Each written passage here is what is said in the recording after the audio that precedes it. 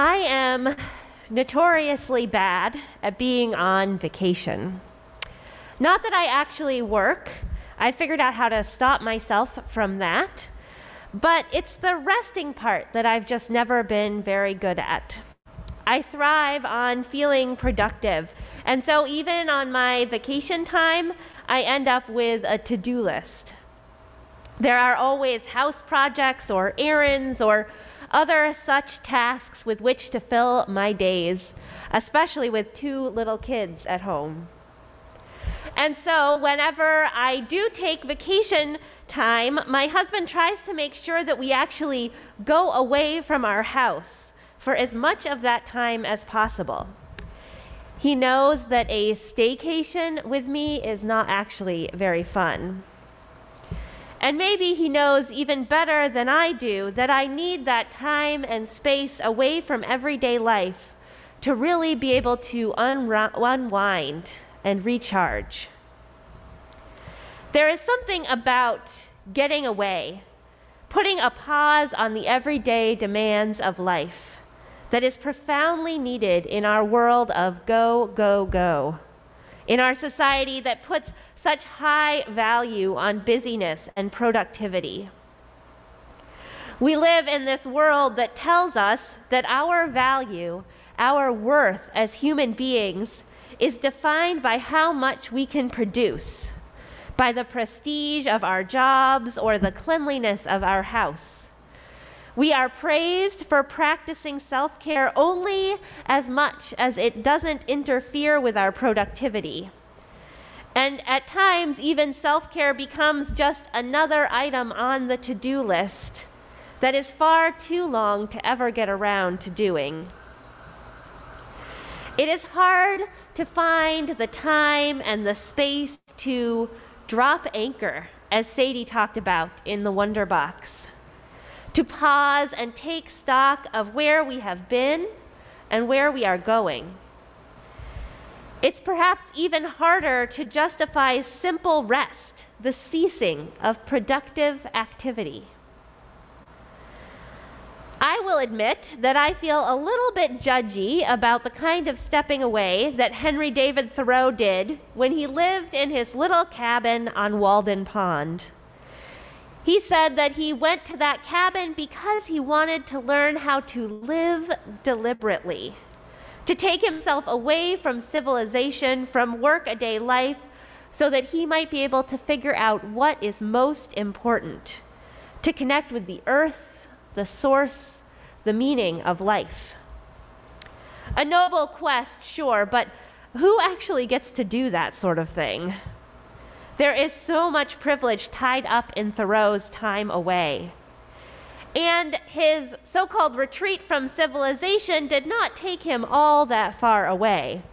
If you've ever been to Walden Pond, you might have noticed that it's just over a mile from the center of Concord. And Thoreau is said to have done things like bringing his laundry to his mother each week for washing. So maybe you can see why I might be a little skeptical of Thoreau's time of solitude in the woods. But perhaps also I find Thoreau a little annoying because the capitalist message of productivity being the measure of our worth is so ingrained in my soul that I can't even imagine it being okay to cease that productivity. Perhaps I am actually a little jealous of Thoreau. Isn't there a piece of all of us that wishes that we could just take some time away to sleep and read and walk in the woods, to ponder the world and have someone else do our laundry? Maybe Thoreau was onto something after all.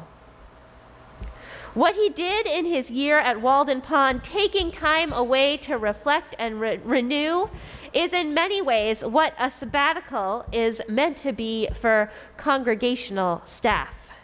Maybe minus that part about someone else doing your laundry. My colleague, Sharon Wiley, describes it like this. A sabbatical is something different in religious life than it is in academia, where we've been most familiar with the idea of sabbatical. In academia, sabbatical time has a purpose. It is considered an investment in the future of the institution, and professors are expected to return to work with something to show from their time off, having written something or studied something or collaborated on work with others. But in religious life, sabbatical simply means rest. The word sabbatical shares etymology with the Hebrew Shabbat and its anglicized term Sabbath, days of rest. Literally, these words mean ceasing. She says, like a field needs rest, needs to simply lie fallow in order to return to productivity, so do we. In that way, I would say that a congregational sabbatical actually is an investment. It's an investment in the future of a minister or a religious educator, an opportunity for that person to pause from the relentless tasks of ministry, to cease doing and lie fallow for a time. It allows that person to then better thrive in the role when they return. This year, we will have 2 staff sabbaticals here at UU Nashua. As Sadie already talked about in the Wonder Box, she will be away for 4 months, beginning next Monday and returning in mid-May.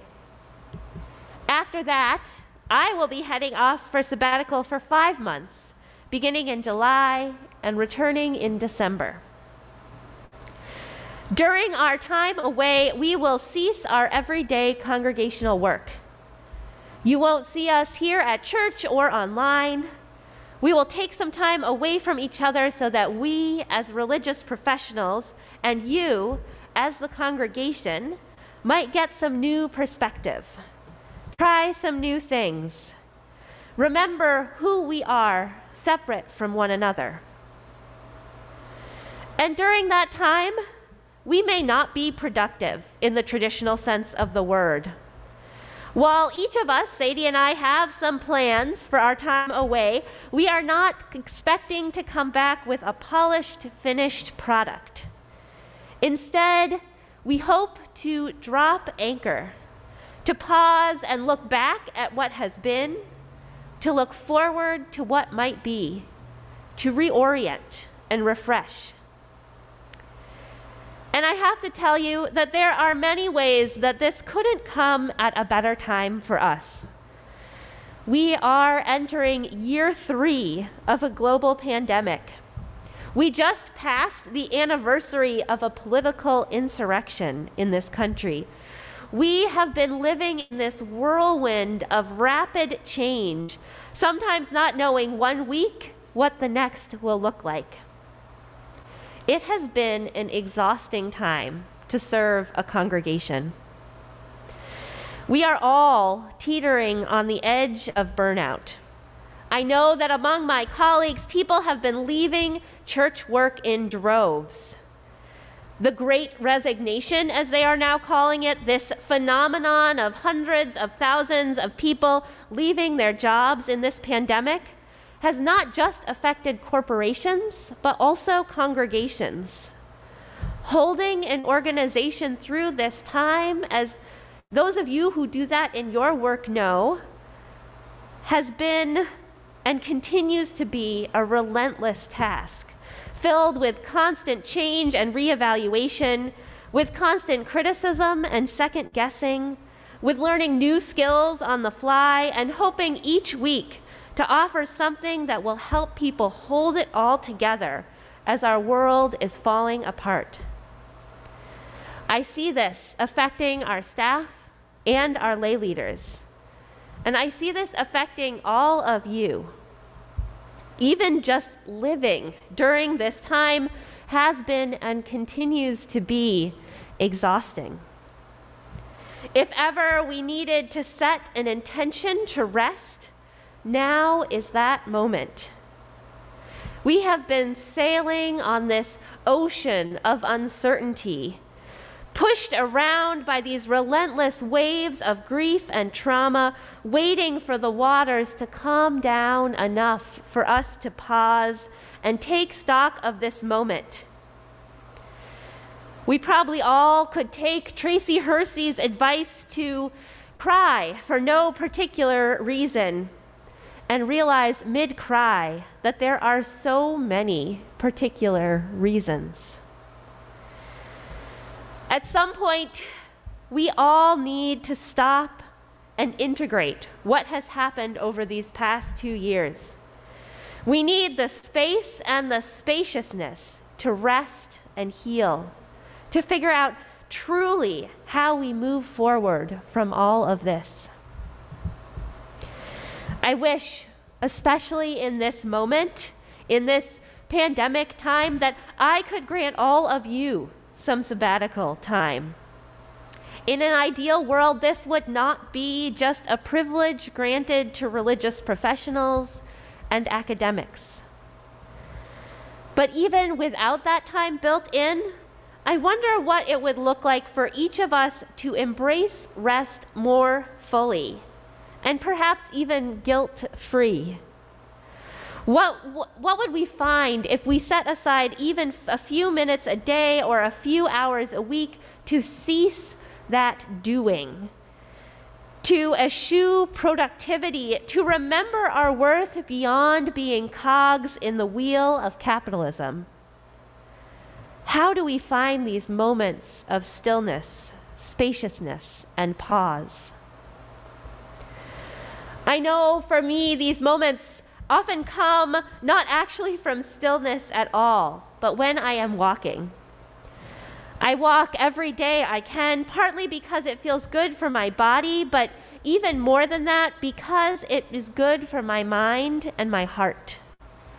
The movement helps me clear my head, or at least begin to put some order to the jumble of thoughts in my mind. A walk is my go-to when I'm feeling anxious or stuck.